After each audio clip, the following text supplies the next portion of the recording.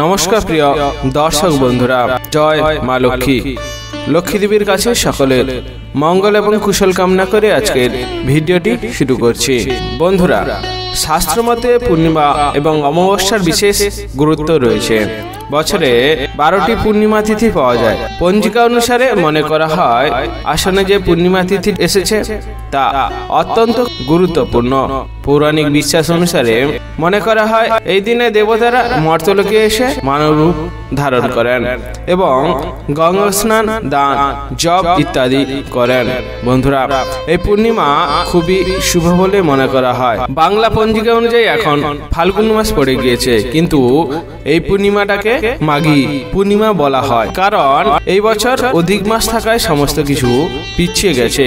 তাই এই পূর্ণিমাটাকে মাঘী পূর্ণিমা বলা হয়। বিশ্বাস করা হয় যে ধর্মকর্মের কাজে যদি এই মাঘ পূর্ণিমা অর্থাৎ মাঘী পূর্ণিমায় মনোনিবেশ যদি কোনো ব্যক্তি করতে পারেন তাহলে তিনি বিপুল পূর্ণ ফল পেতে পারেন। বন্ধুরা, আজকের ভিডিওতে আপনারা জানতে পারবেন এই পূর্ণিমা তিথিটি কতক্ষণ থাকছে, এই মাঘ পূর্ণিমা অর্থাৎ মাঘী পূর্ণিমার শুভ মুহূর্ত অর্থাৎ অভিজিৎ মুহূর্ত কখন থাকবে তা এখানেই আলোচনা করা হয়েছে এবং এই পূর্ণিমা তিথিতে কি কি কাজ করলে আপনাদের জীবন বদলে যেতে পারে এবং আপনাদের সৌভাগ্যের চাবিকাঠি আপনারা নিজে নিজে পেয়ে যেতে পারেন।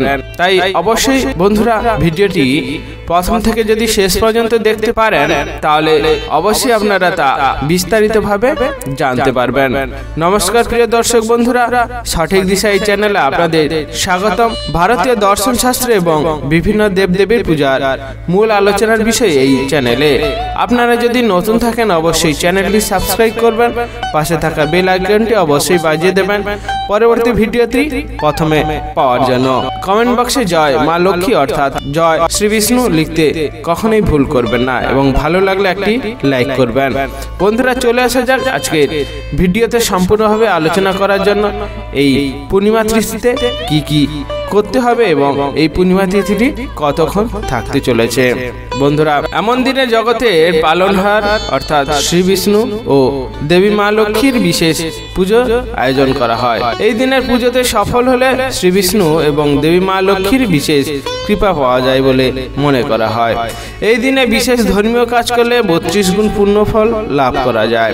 হিন্দু ধর্মে প্রতি মাসে একটি করে পূর্ণিমা পালিত হয়, আর এই দিনে তীর্থযাত্রার পাশাপাশি স্নান, দান, ধর্ম, উপবাস করলে ভগবান শ্রী বিষ্ণু আশীর্বাদ খুবই পাওয়া যায়। পূর্ণিমার দিনটি হিন্দু ধর্মে একটি উৎসব হিসাবে বিবেচিত করা হয়। এই পূর্ণিমা তিথির অধিপতি হলেন চন্দ্র।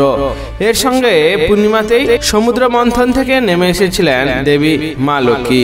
তাই এই দিনটিকে সম্পদের দেবী অর্থাৎ দেবী মা লক্ষ্মীকে খুশি করার জন্য খুবই শুভ দিন বলে মনে করা হয়। যারা এই পূর্ণিমা তিথিতে উপবাস করেন এবং বাড়িতে সত্যনারায়ণের ব্রত কথা পাঠ করেন তাদের সকল কষ্ট দূর হয়ে যায়। ঘরে আশীর্বাদ আসে দেবী মা লক্ষ্মীর এবং দেবী মা লক্ষ্মীর আশীর্বাদের সাথে সাথে বাড়ি থেকে সমস্ত রকম নেতিবাচক শক্তি নষ্ট হয়ে যায়। বন্ধুরা, হিন্দু পঞ্জিকা অনুসারে প্রতি মাসের শুক্লপক্ষের শেষ দিনটিকে পূর্ণিমা বলা হয়। এই দিনে চাঁদ 16টি কলায় পূর্ণ হয়ে যায় এবং এই দিনে চন্দ্রকে অর্ঘ্য নিবেদন করে এবং রাতে দেবী মা লক্ষ্মী পুজো করলে মানসিক সুখ সম্পদ এবং দেবী মা লক্ষ্মীর আশীর্বাদ লাভ করা যায়। বন্ধুরা, তার আগে জেনে নেওয়া যাক এই মাঘ পূর্ণিমা অর্থাৎ মাঘী পূর্ণিমাটি কখন থাকছে এবং তার শুভ মুহূর্ত কখন। বন্ধুরা, এই মাঘ পূর্ণিমা অর্থাৎ মাঘী পূর্ণিমা তিথিটি শুরু হবে 23 ফেব্রুয়ারি অর্থাৎ 10 মাঘ শুক্রবার দুপুর 3:33 থেকে 24 ফেব্রুয়ারি অর্থাৎ 11 মাঘ শনিবার বিকেল 5:59 পর্যন্ত।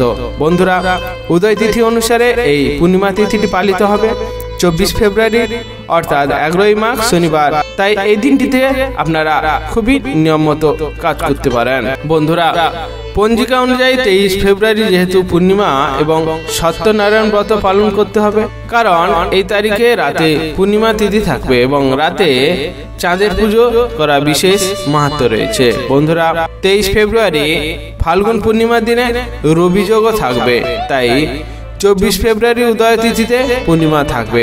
তাই 24 তারিখে স্নান দান সহ সমস্ত ধর্মীয় কাজ করা অবশ্যই যাবে। এই মাঘী পূর্ণিমার শুভ মুহূর্ত অর্থাৎ স্নান ও দান করার শুভ মুহূর্ত শুরু হবে 24 ফেব্রুয়ারি অর্থাৎ 11ই মাঘ শনিবার ভোর 5:11 থেকে শেষ হবে সন্ধ্যা 6:02 পর্যন্ত। এর অভিজিৎ মুহূর্ত থাকবে 24 ফেব্রুয়ারি অর্থাৎ 11ই মাঘ শনিবার 12:12 থেকে এটাই শেষ হবে 12:57 পর্যন্ত। বন্ধুরা, এই অভিজিৎ মুহূর্ত অর্থাৎ শুভ মুহূর্তে আপনারা সমস্ত রকম ভালো কাজ যদি করতে পারেন বা এই সমস্ত কাজগুলি যদি করতে পারেন তাহলে আপনারা ভগবান শ্রী বিষ্ণুর আশীর্বাদ পাবেন এবং তার সাথে সাথে দেবী মা লক্ষ্মীরও আশীর্বাদ পাবেন। আর ভগবানের আশীর্বাদ পেলে আপনাদের জীবন যেমন ভালো কাটবে এবং আপনাদের সংসারে সকল সদস্যের ভালো কাটবে। বন্ধুরা, যে সমস্ত কাজগুলি এই পূর্ণিমার দিনে করা উচিত তা আমরা আলোচনা করছি। প্রথমত যে বিষয়ের কথা বলবো, আগেই বলেছি পৌরাণিক বিশ্বাস অনুসারে মাঘ মাসে দেবতারা পৃথিবীতে অর্থাৎ মর্তলোকে এসে মানুষের রূপ ধারণ করেন এবং গঙ্গায় স্নান করেন, দান করেন এবং বিভিন্ন রকম জপ করেন।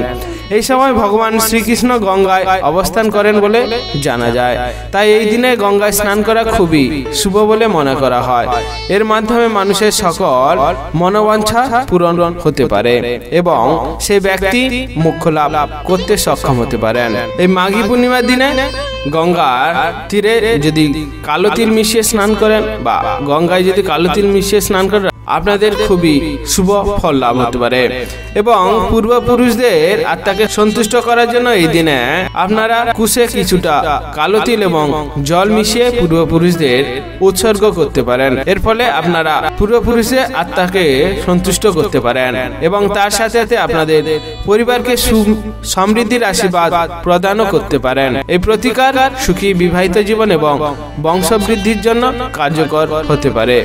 আপনি যদি কোনো নদীতে যেতে না পারেন তবে বাড়িতে স্নানের জলে গঙ্গার জল মিশিয়ে স্নান করতে পারেন এবং সূর্যদেবকে এইভাবে অর্ঘ্য নিবেদন করতে পারেন। এই অর্ঘ্য নিবেদন করলে পূর্বপুরুষদের আশীর্বাদে আপনার গৃহ থাকবে সুখ সমৃদ্ধি। সেই সঙ্গে কাজের ক্ষেত্রে বিভিন্ন বাধাও দূর হতে পারে। বন্ধুরা, অবশ্যই এই দিনে আপনারা গঙ্গায় যদি স্নান করতে পারেন খুবই ভালো থাকবে। যদি না করতে পারেন এই উপায়ে বাড়িতেও স্নান করতে পারেন, তা আপনাদের ক্ষেত্রে কিছুটা মঙ্গল হতে পারে। দ্বিতীয় যে বিষয়ের কথা বলবো, এই দিনে চন্দ্রকে অর্ঘ্য নিবেদন করতে পারলে আপনার সমস্ত রকম মানসিক চাপ দূর হতে পারে। বন্ধুরা, চন্দ্রদেবকে পুজো করার জন্য সাদা চন্দন, চাল, সাদা ফুল, ধূপকাঠি, প্রদীপ, সাদা বস্ত্র অবশ্যই নিবেদন করুন। এই দিনে চাঁদের পুজো করলে সমস্ত রকম মানসিক চাপ দূর হয়ে যায়। এই মাঘী পূর্ণিমার দিন জলে কাঁচা দুধ মিশিয়ে অবশ্যই চন্দ্রদেবকে অর্ঘ্য নিবেদন করলে আপনার মানসিক সমস্ত চাপ দূর হয়ে যাবে এবং আপনার যে কোনো বিষয়ে সিদ্ধান্ত নেওয়ার ক্ষমতা বাড়তে পারে। তাই এই দিনে অর্থাৎ মাঘী পূর্ণিমার দিনে চন্দ্রদেবকে অবশ্যই আপনারা পুজো করতে পারেন। তৃতীয় যে বিষয় কথা বলবো, এই মাঘী পূর্ণিমার দিন রাত্রিবেলা দেবী মা লক্ষ্মীকে অবশ্যই পুজো করুন। এই পুজো করার সাথে সাথে অবশ্যই আপনারা মনে করে পদ্ম ফুল অবশ্যই নিবেদন করবেন এবং দেবী মা লক্ষ্মীর কাছে 108 বার যে মন্ত্রটি জপ করা অবশ্যই প্রয়োজন, তা হলো ওম শ্রীম শ্রীম কমলে কমলালয়ে প্রসীদ প্রসীদ শ্রীম শ্রীম শ্রী ওম মহালক্ষ্মী নমঃ। এই মন্ত্রটি 108 বার যদি জপ করতে পারেন তাহলে বিশ্বাস করা হয় যে এই মন্ত্রটি জপ করলে এবং দেবী মা লক্ষ্মী পূজা করলে এই দিনে বাড়িতে দেবী লক্ষ্মীর বাস হয়। এবং আপনারা যদি এই মন্ত্রটি জপ করতে না পারেন তাহলে জয় মা লক্ষ্মী এই মন্ত্রটিও 108 বার জপ করতে পারেন, তাহলেও কিছুটা হলেও আপনারা এর ফল লাভ করতে পারেন। তার আগে বন্ধুরা অবশ্যই আপনারা বাড়ি ঘর পরিষ্কার করে রাখতে পারেন এই দিনে এবং দেবী মা লক্ষ্মীর আশীর্বাদ পাওয়ার জন্য আপনারা সমস্ত রকম ভালো কাজ করতে পারেন। বন্ধুরা, চতুর্থ যে বিষয়ের কথা বলবো, এই দিনে তিলের ব্যবহারও খুব আবশ্যিক, কারণ আপনাদের ক্ষেত্রে যদি শনিদেবকে প্রসন্ন করতে চান তাহলে জলে কালো তিল মিশিয়ে অবশ্যই স্নান করতে পারেন। এই দিনে কালো তিল দিয়ে শ্রীহরিকে অবশ্যই অভিষেক করতে পারেন। শাস্ত্র মতে এই প্রতিকারে পিতৃদোষ থেকে মুক্তি পাওয়া যায় বলে মনে করা হয়। এর পাশাপাশি আপনি যদি শনিদেবকেও খুশি করতে চান এই দিনে তিলেরও দান করতে পারেন। তিল দান অবশ্যই করা আপনাদের প্রয়োজন। যদি শনিদেবের কোনো কুদৃষ্টি থাকে আপনাদের উপর তা অবশ্যই কেটে যাবে। বন্ধুরা, অবশ্যই আপনারা এই তিলের ব্যবহার বা তিলের ব্যবহার কিভাবে করতে হয় তা আগের একটি ভিডিওতে আপনাদের বলা হয়েছে, তা আপনারা সেটি দেখেও করতে পারেন। বন্ধুরা, সর্বশেষ যে বিষয়টি করব, ভগবানকে খুশি করার জন্য আপনারা এই কাজগুলি করতে পারেন এবং যে বিশেষ কাজটি আপনারা করলে ভগবানের আশীর্বাদ খুবই পাওয়া যায় তা হলো দান ধ্যান করা। অবশ্যই বন্ধুরা, এই দিনে ফল, গুড়, ঘি, বস্ত্র ও খাবার অবশ্যই দান করুন। এই দিনে গরিব মানুষকে প্রয়োজনীয় জিনিস দান করতে পারলে আপনারা খুবই উপকার পাবেন এবং ভগবানের আশীর্বাদ আপনারা পেতে পারেন। তাই এই দিনে যদি দান করতে পারেন আপনার কোনো অংশে কম যাবে না, বরং আপনারা ধনবান বা আপনাদের পরিবার সুখ সমৃদ্ধিতে ভরপুর থাকবে। তাই এই দিনে আপনারা যদি দান করতে পারেন তাহলে আপনারা সর্বসুখ পেতে পারেন। বন্ধুরা, সর্বশেষ যে কথাটি বলছি সেটি হলো মানা না মানা সেটি আপনার বিষয়। যদি মানতে পারেন সেটি আপনার ক্ষেত্রে ভালো হতে পারে, যদি না মানতে পারেন সেটি আপনার ভাগ্য। তাই বন্ধুরা, অবশ্যই মানতে পারলে খুবই ভালো। বন্ধুরা, আশা করছি ভিডিওটি দেখে আপনাদের খুবই ভালো লেগেছে। যদি ভালো লাগে অবশ্যই একটি লাইক করবেন। আপনাদের সাথে অনেক আলোচনা রয়েছে। আজকে এই পর্যন্ত। বন্ধুরা, সবাই ভালো থাকবেন, সুস্থ থাকবেন। ধন্যবাদ।